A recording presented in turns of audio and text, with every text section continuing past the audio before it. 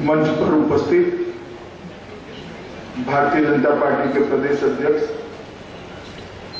श्रीमान मदन लाल सैनी जी, सांसद और भाजपा के राष्ट्रीय उपाध्यक्ष भाई ओम प्रकाश माथुर जी, हमारे संगठन के प्रभारी और राष्ट्रीय उपाध्यक्ष अविनाश राय खन्ना जी, श्रीमान पी मुरलीधर राव जी, भारतीय जनता पार्टी के राष्ट्रीय महासचिव हैं, यहाँ पे लोकप्रिय सांसद और केंद्रीय मंत्री श्री गजेंद्र सिंह शेखावत जी, हमारे केंद्रीय मंत्री भाई पीपी चौधरी जी, लोकसभा में भारतीय जनता पार्टी के सचेतक श्री नारायण लाल पंचारिया जी, सूर्य नगरी के प्रथम नागरिक मेयर साहब और आज इस कार्यक्रम में भारतीय जनता पार्टी के निमंत्रण पर पधारे हुए प्यारे भाइयों और बहनों, आप सभी का आज के कार्यक्रम में स्वागत है। हकीकत में तो आज का कार्यक्रम अटल जी को समर्पित है और देश भर में आज अटल जी को काव्यांजलि देने का कार्यक्रम भारतीय जनता पार्टी द्वारा आयोजित हुआ है। हर लोकसभा क्षेत्र में, हर विधानसभा क्षेत्र में अटल जी के काम को कार्यांजलि देने का काम हो रहा है। काव्यांजलि इसलिए दे रहे हैं कि एक राजनेता होने के साथ साथ अटल जी एक संवेदनशील कवि थे। मानवीय भावनाओं को पद्य साहित्य में ढालने का काम अटल जी ने बड़ी खूबसूरती के साथ किया था। हमारे यहां साहित्य के 9 रसों का वर्णन है। अटल जी ने 9 रसों के साथ साथ वीर सावरकर के बाद पहली बार राष्ट्रभक्ति का एक नया रस भी साहित्य के अंदर ऐड करने का। इतनी व्यस्तता के बीच में भी समाज की समस्याओं पर, राष्ट्र की समस्याओं पर, देश के युवाओं को, पार्टी के कार्यकर्ताओं को, विचारधारा के प्रहरियों को मार्गदर्शन मिले और घंटों के भाषण में से जो न दे पाए वो 4 पंक्तियों की कविताओं से अटल जी ने देने का काम किया, प्रयास किया और सफल प्रयास। अटल जी का देह न रहने के साथ ही इस देश के राजनीतिक क्षेत्र के सार्वजनिक जीवन में एक ऐसी रिक्तता की सर्जन हुआ है कि जिसको लंबे समय तक दलगत राजनीति से ऊपर उठकर भी ये रिक्तता को भरना असंभव है। अटल जी बहुआयामी व्यक्तित्व के धनी। अटल जी के जाने के साथ ही एक अजातशत्रु राजनेता को हमने खोया है। हिंदी साहित्य ने एक मूर्धन्य संवेदनशील कवि को खोया है। एक जन्मजात पत्रकार को हमने खोया है। बहुत कम लोगों को मालूम होगा कि अटल जी की कैरियर की शुरुआत एक पत्रकार के नाते हुई थी। देश की संसद ने सन 57 से सतत देश के दोनों सदनों में 2004 तक संसद में देश की आवाज बने हुए अटल जी को खोया है। अटल जी संसद में अंतिम पंक्ति में भी बैठे, पहली पंक्ति में भी बैठे, प्रथम स्थान पर भी बैठे, अंतिम स्थान पर भी बैठे। संसद में अटल जी जहां पर भी बैठे अटल जी रहे। संसद ने उनको सुना, संसद ने उनको सराहा और संसद ने उनका अनुसरण भी किया। चाहे वो विपक्ष में रहे, चाहे सत्ता पक्ष में रहे, संसद में उनके भाषण कोई एक दल विशेष के लिए नहीं रहे। संसद में उनके भाषण देश की समस्याओं के लिए होते थे, देश के भविष्य के लिए। कई बार सर्वश्रेष्ठ सांसद का पुरस्कार भी प्राप्त हुआ और हम सब भारतीय जनता पार्टी के कार्यकर्ता जो मंच पर बैठे हैं उनके लिए तो बहुत बड़ी क्षति हुई। भारतीय जनता पार्टी पहले जनसंघ के नाम से जानी जाती थी। हम सब ने जनसंघ के स्थापक सदस्य को गंवाया है, भारतीय जनता पार्टी के स्थापक अध्यक्ष को गंवाया है और एक ऐसा अभिभावक जो आंधियों के बीच में भी अटल रहता था, ऐसे अभिभावक को हमने गंवाया है। जो देश की राजनीति में हर पार्टी का चढ़ाव उतार आया है और हमारी पार्टी का चढ़ाव उतार कुछ ज्यादा ही आया है। एक समय ऐसा आया कि सिर्फ 2 सीटें भारतीय जनता पार्टी को मिली, अटल जी स्वयं चुनाव लड़े। संसद में हमें ताने लगाने लगे कि हम दो हमारे दो। उस समय भी अटल जी का नेतृत्व इतना करिश्माई था कि भारतीय जनता पार्टी टूटी नहीं। इस देश के संसदीय इतिहास में पराजय के साथ टूटने वाले पार्टियों की एक लंबी सूची है। पराजय को पचाना, पराजय को हजम करना बहुत बड़ी बात होती है। अटल जी के नेतृत्व में हर पराजय को भारतीय जनता पार्टी ने हजम किया और हर पराजय को विजय के संकल्प से परिवर्तित किया।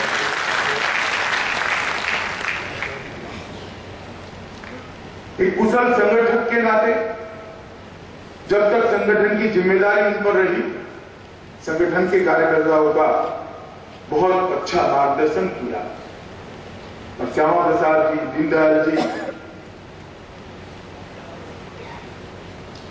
उनके साथ रहकर जो एक बीज बोया था जनसंघ के रूप में, आज वो भी एक विशाल वटवृक्ष बनकर विश्व की सबसे बड़ी पार्टी बनकर आज हम सबके सामने खड़ा है।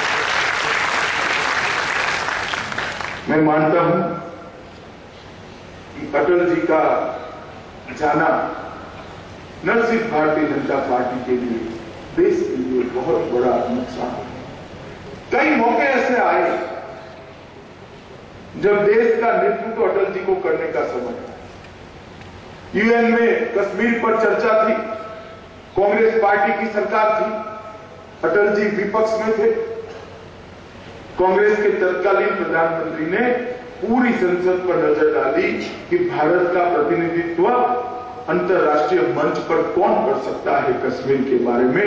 विपक्ष में होने के बावजूद भी भारत के दल का नेतृत्व करने का काम अटल जी को दिया गया और उन्होंने बहुत सुंदर किया।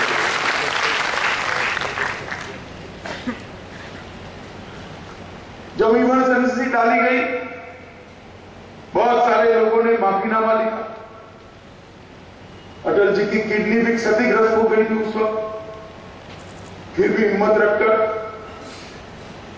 19 महीने का कारावास जेल में रहकर हौसला न खोते हुए पार्टी का हौसला बनाए रखते हुए कि इमरजेंसी की तानाशाही के खिलाफ, आपातकाल के खिलाफ एक मौन मगर अटल लड़ाई लड़ने का काम अटल बिहारी वाजपेयी।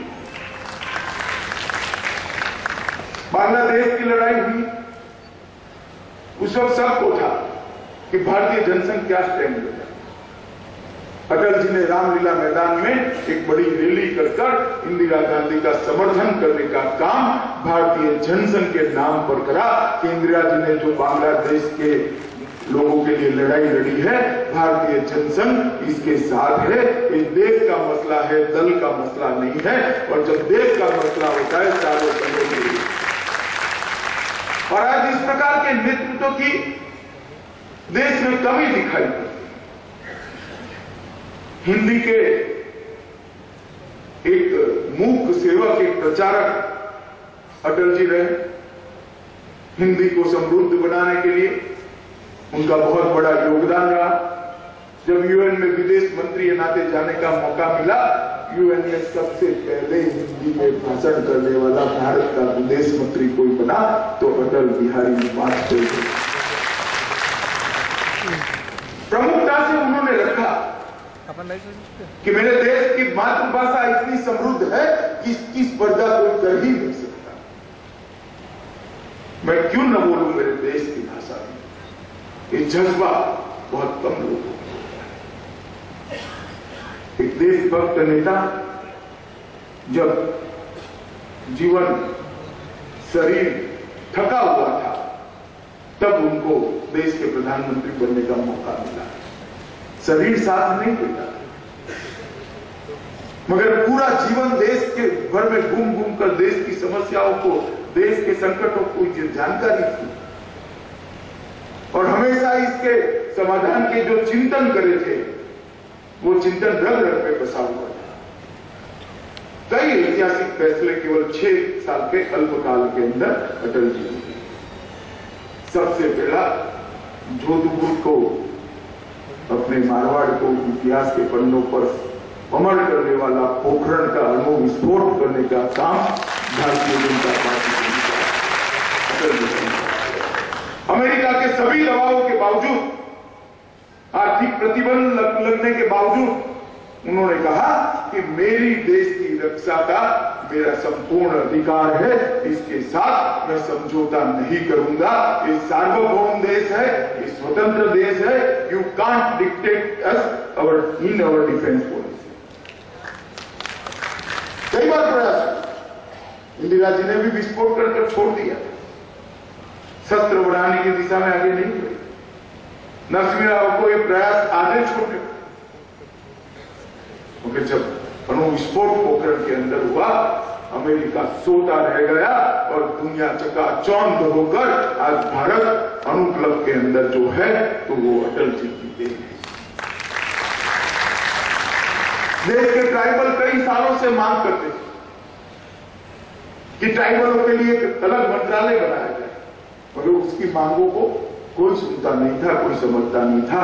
अलग ट्राइबल मंत्रालय बनने की काम अटल जी ने किया और मैं मानता हूं कि आज भी देश के इतिहास में ट्राइबल कल्याण के लिए अटल जी का नाम सालों तक लिया जाएगा। देश के अंदर कैबिनेट की साइज क्या है? राजनीतिक तुष्टीकरण के लिए, सरकारें बचाने के लिए कैबिनेट की संख्या को नियंत्रित करने का प्रस्ताव अटल जी लेकर आए। राज्यसभा के चुनाव में खरीद फरोख्त होती थी। राज्यसभा के चुनाव में पारदर्शिता लाने का काम, सूचिता लाने का काम अटल जी के नेतृत्व में। ऐसे कई सारे काम जो 6 साल के अंदर अटल जी ने लंबे समय तक इसकी असर छोड़ी जाए, देखी जाए, इस प्रकार के काम लिए। तो कारगिल के अंदर घुसपैठ हुई तो बड़ी परीक्षा का, संकट का समय था। 2 ही ऑप्शन थे, या तो हम शांति का दामन छोड़े या तो घुसपैठ को सहन करें। सबको था कि अब देखना है अटल बिहारी वाजपेयी की सरकार, भारतीय जनता पार्टी की सरकार क्या करेगी। उन्होंने घुसपैठियों को भी खदेड़ा, पाकिस्तान पर हमला भी नहीं किया और चूम चूम कर एक एक घुसपैठियों को कारगिल से बाहर कर कि हम शांति को चाहते हैं, परंतु देश की सीमाओं की सुरक्षा हमारी सर्वाधिक प्राथमिकता है। अगर हमारी देश की सीमाओं का अतिक्रमण होता है तो हमें शांति रखने के लिए कोई बाध्य नहीं कर सकता। एक स्पष्ट संदेश विश्व के सामने देने का काम अटल बिहारी वाजपेयी की सरकार है। सेनाओं का आधुनिकीकरण, वित्तीय व्यवस्थाओं में डिसिप्लिन, अनुशासन, इस सारे एक के बाद एक अध्याय अटल जी जब प्रधानमंत्री थे तब लिए थे। तो मैं मानता हूं तो इतनी थका हुआ शरीर होने के बावजूद भी जो साहसी फैसले अटल जी ने लिए, उन्होंने बता दिया कि काम करने के लिए, निर्णय करने के लिए शरीर की उम्र को नहीं देखा जा सकता। मन में अगर जज्बा और जुस्सा है तो उनको कोई रोक नहीं सकता। एक अटल जी ने एक बहुत बड़ा उदाहरण दुनिया के सामने रखने का काम है। और आज 1 माह हो गया, आज उनकी मासिक पुण्यतिथि है, पहली मासिक पुण्यतिथि है। अटल जी हम सब के बीच में नहीं, मगर अटल जी के दिखाए हुए रास्तों पर भारतीय जनता पार्टी के करोड़ों कार्यकर्ता देश को आगे ले जाने के लिए कटिबद्ध है। मैं मानता हूं हमारे कई नेता, श्यामा प्रसाद जी, दीनदयाल जी, अटल जी, अडवाणी जी, भैरव सिंह जी, कुशाभाऊ जी, सुंदर सिंह भंडारी, दीनदयाल उपाध्याय, कैलाशपति मिश्र, भाई महावीर, कई नेता जो जीवन जिए, इसी के कारण आज हम यहाँ पर पहुंचे हैं। ये भारतीय जनता पार्टी के सभी कार्यकर्ता, देश भर के कार्यकर्ता आज बड़ी कृतज्ञता के साथ अटल जी को विनम्र रूप से श्रद्धांजलि देते हैं। और आज देश भर में उनको काव्यांजलि देने का कार्यक्रम इसीलिए आयोजित किया है। और मैं भी आज इसीलिए उपस्थित हुआ हूं। आज राजनीतिक बात तो बहुत नहीं करनी है, क्योंकि पार्टी ने तय किया है कि काव्यांजलि का कार्यक्रम है, परंतु राजस्थान और देश का दोनों चुनाव सर पर है। मैं फिर कभी जोरों से मन खोल सकता,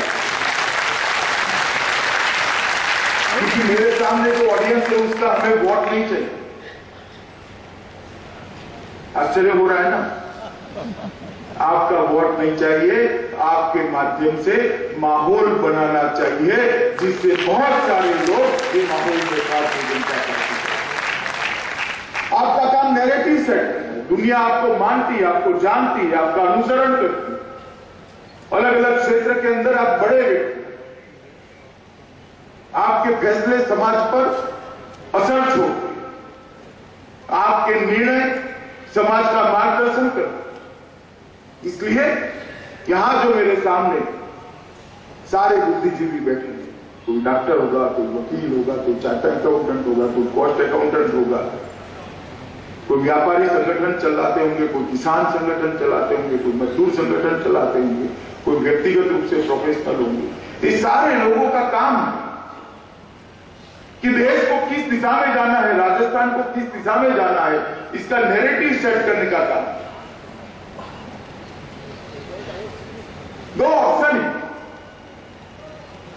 एक और नरेंद्र मोदी के नेतृत्व में देशभक्तों की टोली जैसी भारतीय जनता पार्टी है, और एक और जिसका नेता तय नहीं, जिसकी नीतियां नहीं है, जिसके सिद्धांत नहीं है, ऐसा सिर्फ मोदी को हटाने के लिए बना हुआ गठबंधन एक और है। दोनों के बीच में से देश को तय करना है। मैं सिर्फ इतना कहना चाहता हूं, 2013 का भारत याद करें। किस स्थिति में भारतीय जनता पार्टी के नेता नरेंद्र मोदी को सौंपा, क्या स्थिति थी? पूरी दुनिया के मन में एक सवाल था कि देश किस दिशा में जाएगा, देश का भविष्य क्या, देश सुरक्षित भी है या नहीं, देश के अर्थतंत्र की क्या व्यवस्था। ये सारे सवाल बन रहा था। लाखों करोड़ों रुपए के भ्रष्टाचार के घोटाले एक के बाद एक उजागर हुए, आंदोलन हुआ। एक निर्णायक सरकार देश के अंदर काम करती थी, एक ऐसी सरकार काम करती थी जिसके नीतिगत फैसले लेने की बारे में कहा जाता था पॉलिसी पैरालिसिस हुआ है। एक ऐसी सरकार काम करती थी जिसका हर मंत्री अपने आप को प्रधानमंत्री मानता था, प्रधानमंत्री को बेचारे को कोई प्रधानमंत्री नहीं मानता। और विश्व में देश का सम्मान नीचे नीचे नीचे नीचे नीचे नीचे। और उसी वक्त देश की जनता ने, विशेषकर राजस्थान की जनता ने एक ऐतिहासिक फैसला लिया। 2/3 बहुमत के साथ एनडीए को शासन दिया, पूर्ण बहुमत के साथ भारतीय जनता पार्टी को शासन दिया और राजस्थान ने सभी की सभी सीटें भोले शंकर की तरह आशीर्वाद देकर भारतीय जनता पार्टी की जीती। और इसके कारण एक सरकार बनी। 5 साल में आज समग्र विश्व में भारत का सम्मान बढ़ाने का काम भारतीय जनता पार्टी की नरेंद्र मोदी सरकार ने किया है। जिसके पास पासपोर्ट होगा, किसी भी देश, दुनिया के देश के हवाई अड्डे पर उतर जाए, आई एम फ्रॉम इंडिया कहते ही वो तुरंत पूछेगा मोदी के भारत से आ रहे हैं।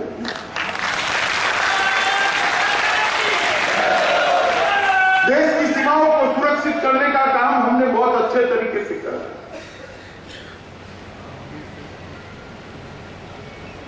देश की अर्थव्यवस्था जब हमने शासन के सूत्र संभाले 9वें नंबर पर थी, विश्व में ऊपर से 9वें नंबर पर थे। आज जब हम फिर से जनादेश लेने जाएंगे 6ठे नंबर पर तो आ चुके हैं। इंग्लैंड को पछाड़कर 5वें नंबर पर पहुंचने में भी देरी नहीं लगी।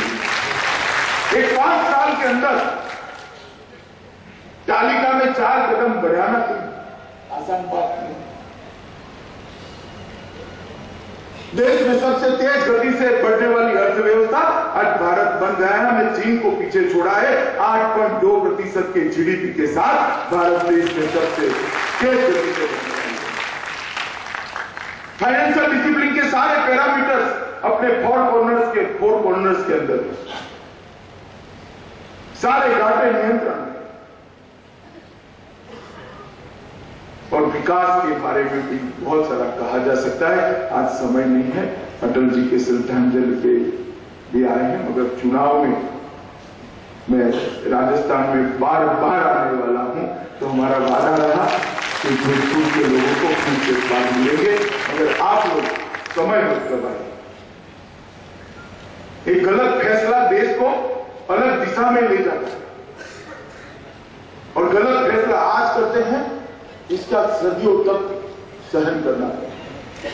आप सोचिए कि आपको राइट हैंड साइड पर जाना है और एक जंचर पर दो रहा है और वहां पर आप राइट हैंड साइड की जगह लेफ्ट हैंड साइड पर चले गए और 50 किलोमीटर आगे चले गए, तो आपके गंतव्य से आप 100 किलोमीटर दूर चले जाएंगे। बाद में वापिस आने का समय नहीं मिलेगा। जिनकी नीति नहीं है, नेता नहीं है, जिनका चरित्र नहीं है, ऐसा गठबंधन के हाथ में देश सौंपे। क्या अनुभव, क्या परफॉर्मेंस है, देश की समस्या की समझ क्या है,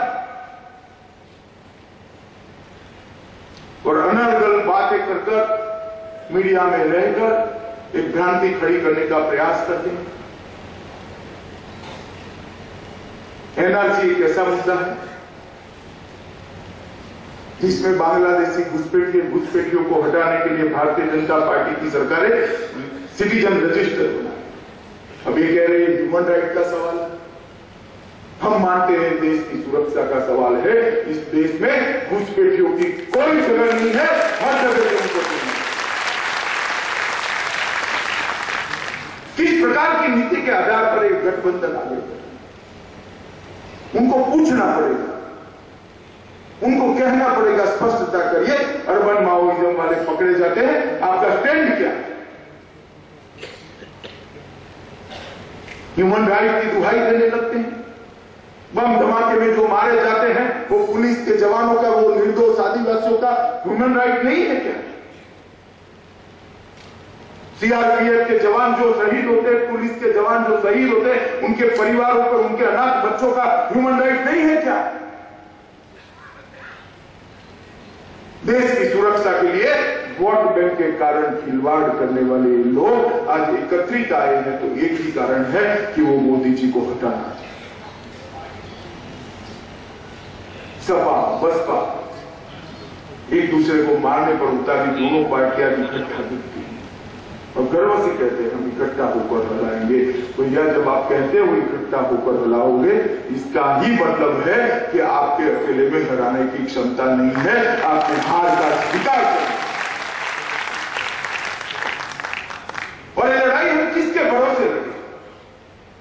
ये लड़ाई आप लोगों के भरोसे लड़ेंगे, आपके विश्वास पर लड़ेंगे, तो हम अकेले नहीं लड़ सकते। भारतीय जनता पार्टी देश को आगे ले जाने की ये लड़ाई अकेली नहीं लड़ सकती। भारतीय जनता पार्टी ये लड़ाई तभी लड़ सकती है कि हर बुद्धिजीवी सिर्फ अपना वोट न डाले, एक नैरेटिव बनाने का प्रयास करे, एक माहौल बनाने का प्रयास करे, एक वेव बनाने का प्रयास करे, वेव को आंधी में परिवर्तित करने का प्रयास करे और आंधी को सुनामी में परिवर्तित कर गठबंधन को बहा ले जाए। इस प्रकार का चुनावी आपका मोदी जी को वोट, ये मोदी जी को नहीं है, देश के भविष्य को, देश के करोड़ों गरीबों को गरीबी से बाहर निकालने के लिए, देश के करोड़ों युवाओं को विश्व के सामने स्पर्धा के लिए एक मंच देने के लिए आपका ये वोट मोदी जी को नहीं है, देश की सुरक्षा को है, जवान की 1 रैंक 1 पेंशन और उसकी विधवा को सलाम करने के लिए। आपका ये वोट देश में घुसपैठिए निकालने का काम कर सकता है, माओवाद को समाप्त करने का काम कर सकता है। वोट को भ्रांतियों के अंदर उलझाए नहीं, इतना हम सबका दायित्व है। ये तो बहुत सारी बातें करनी है, मगर आज ये उचित समय नहीं है। हम सब अटल जी को श्रद्धांजलि देकर आज हमारा कार्यक्रम यहाँ पर समाप्त करेंगे। मैं फिर आऊंगा, तब ढंग से चुनाव के बारे में बातचीत भी करेंगे, आपका सवाल होगा जवाब भी करेंगे और सब तरह से संवाद भी करेंगे। आपका आज अटल जी को काव्यांजलि देने के लिए आप पधारे हैं। मैं पार्टी के अध्यक्ष के नाते आप सबका बहुत बहुत धन्यवाद करके मेरी बात को समाप्त करता हूँ।